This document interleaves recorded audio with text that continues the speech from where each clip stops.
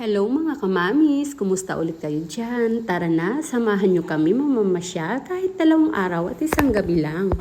Maraming salamat sa aking mother-in-law na nag-share ng blessing. Always prayed na marami pang blessing na darating sa'yo.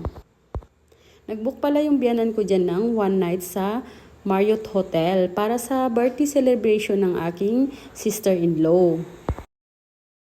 Sa oras na yan, nasa lobby kami kasi naghihintay kami ng good news from front desk kasi yung mother-in-law ko dyan nag-ask ng favor kung pwede kami mag-early check-in. Kasi alam nyo ba, ang aga namin dumating, siguro before lunchtime, ang check-in time namin 2 p.m.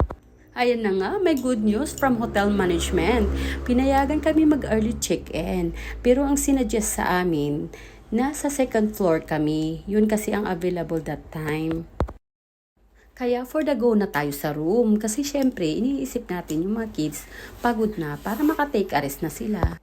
Ang kagandahan naman sa 2nd floor kasi meron siyang balcony at saka yung mga facilities kasi ng hotel na andun sa floor na yun. Andun yung swimming pool, andun yung spa, yung gym, etc.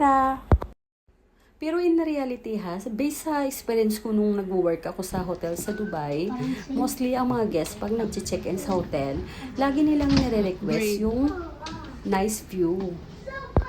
Ayan na nga, nag-second request tayo dyan na magpa-upgrade ng room.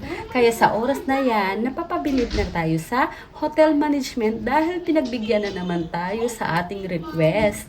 Binigyan pala kami ng 9th floor. We're up to the sky. Oh. The Look, view. Bobby. Open, open. Bobby, look.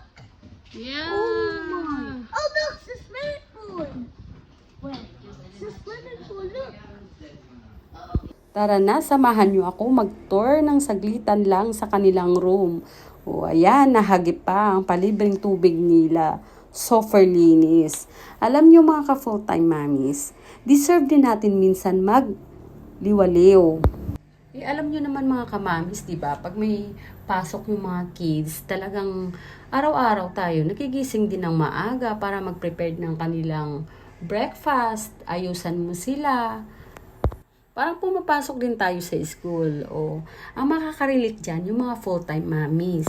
Alam nyo naman mga kamamis, pagdating sa mga kids, hindi naman tayo nagsasawa Siyempre, pagdating ng araw, magiging independent din naman yan sila. Sa ganyang pang age kasi, kailangan pa rin nila yung assistant ng mami. Ayan na nga mga kamamis, siguro mga 1 p.m. dyan, nagaya yung aking baby boy dyan na mag-swimming kasi sa room namin, nakikita niya kasi yung swimming pool. Siyempre, alam nyo naman, pagdating sa swimming pool talaga, magnet yan sa kanila Mabuti na lang sa oras na yan makulimlim. O aminin nyo, takot din kayo sa sikat ng araw. Hindi naman tayo European di ba? Yung gustong-gusto mabilad sa sikat ng araw. Ayan, nasulo natin yung swimming pool. Si Kuya Ethan naman, sabi niya kanina, hindi daw muna siya magsiswimming kasi pagod siya, mag-take a rest muna daw siya. Nabigla kami, sumunod din pala, hindi siya makatiis mga mamis. Actually, pang 2nd time na namin ni Kuya Ethan nag-check-in dyan sa hotel. 2 years old pa lang ata siya nun. Susulitin natin dyan yung bawat oras ng pagstay natin. Kaya kahit pagod tayo dyan, pati yung mga kids, go pa rin sa pag-swimming hanggat magsawa tayo dyan sa lamig ng tubig na yan. O ayun na nga, aming baby boy Gabriel. Nakakita na naman ng bagong friends. So, alam nyo naman na mga kids, mas nai-enjoy kasi nila pag marami silang nakasabayan na kasing edad din nila na magsiswimming. O, di ba, walay pansin na sa amin. Yan talaga ang napapansin ko kay Gabriel. Siya talaga ang unang lumalapit. Siya ang unang makipagkaibigan. O, di ba? Mga kamamis, may isi-share lang ako Sometimes, when you become a mom, tapos pag nakita ka nilang lumabas, people will instantly label as you a bad mom, without realizing that you have already sacrificing for your family. People will see this, judge you for doing this. Minsan, i-judge ka pa kapag lumabas ka ng mag-isa, kahit na gusto mo lang naman magpahinga. Naku, feeling dalaga, pero wala naman silang idea. how much you are trying so hard to become a good mom.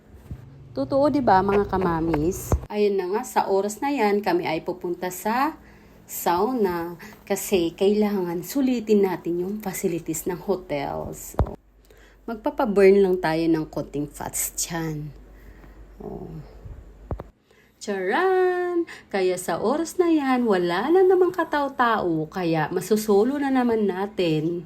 Naku naman mga mamis, pagpasok namin dyan, saka na lang nila pina-on yung hot tub na yan. Iyan ang gusto rin namin gawin, na lumublob sa warm water kasi maganda talaga siya sa katawan, pamparelax at saka pampatanggal ng stress from people. Char! O ayan, red face na si Akech kasi kakalabas na namin dyan ng sauna. Actually, hindi kami move on dun sa hot tub na yun ha. Naghintay kasi kami talaga ng 40 minutes na para uminit pero wali talaga. Uminit siya pero hindi ganon. Oh, hanggang dito na lang mga mamis. Bye-bye!